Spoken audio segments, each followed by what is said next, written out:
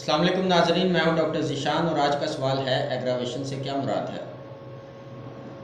Aggravation को समझने के लिए हमें होम्योपैथिक फ़िलासफ़ी को या इलाज बिल मिसल को समझना होगा कि ये है क्या।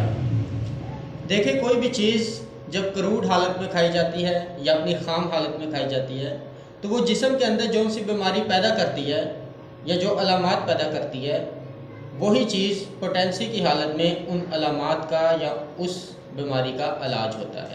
इसे कहते हैं इलाज बिल मिसल। मिसाल के तौर पर अगर सिनकोना बार्क को अपनी ख़ाम हालत में खाया जाए तो मलेरिया जैसी अलामात पैदा हो जाती हैं। लेकिन अगर वही मलेरिया जैसी अलामात कुदरती तौर पर जिस्म में पैदा हो जाएं तो फिर उसको पोटेंसी की हालत में, जैसे चाइना की शक्ल में हमारे पास पोटेंसी है, तो पोटेंसी की हालत में जब उसको लिया जाता है तो वही अलामात ठीक हो जाती हैं। इसी तरह जैसा कि सभी जानते हैं कि सुकरात को जहर का प्याला पिलाया गया था। उस वक़्त ये रिवाज था कि जिसको भी सज़ाए मौत दी जाती थी उसको जहर का प्याला पिलाया जाता था। तो सुकरात को जो जहर का प्याला पिलाया गया था वो कोनियम का जहर था।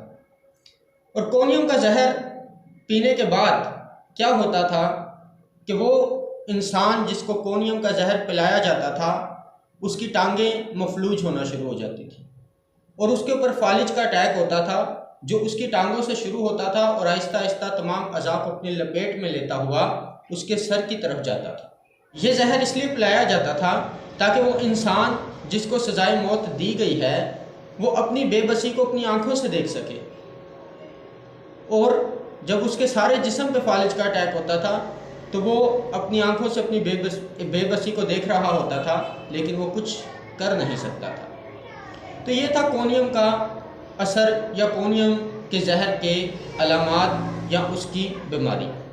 लेकिन अगर कुदरती तौर पर यही अलामात किसी इंसान के अंदर पैदा हो जाती हैं तो फिर हमारे पास दवा कोनियम है जो उसी जहर की पोटेंसी है, पोटेंटाइज किया गया है।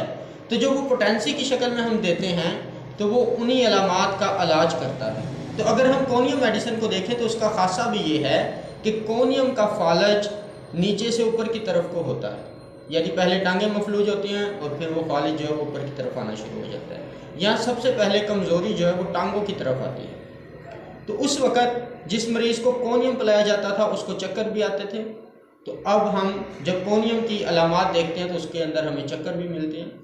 तो ये है इलाज बिल मिसल कि क्रूड हालत में या ख़ाम हालत में जो चीज़ बीमारी पैदा करती है पोटेंसी की हालत में उसी बीमारी का इलाज भी है। बात करते हैं एग्रावेशन की। तो होम्योपैथिक अद्वियात का एग्रावेशन दो तरीक़ों से हो सकता है।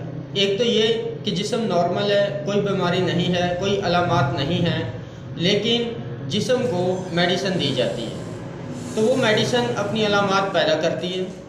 तो ये जो अलामात पैदा होती हैं ये भी एग्रावेशन कहलाती हैं। अगर वो दवा छोड़ दी जाए तो जिस्म खुद ब खुद ठीक हो जाता है, अलामात खुद ब खुद ख़त्म हो जाती हैं। दूसरी सूरत ये हो सकती है कि जिस्म में कोई बीमारी है, कोई अलामात हैं और जब उन अलामात की बिल मिसल दवा जिस्म को दी जाती है तो वक्ती तौर पर वो अलामात या वो बीमारी बढ़ जाती है।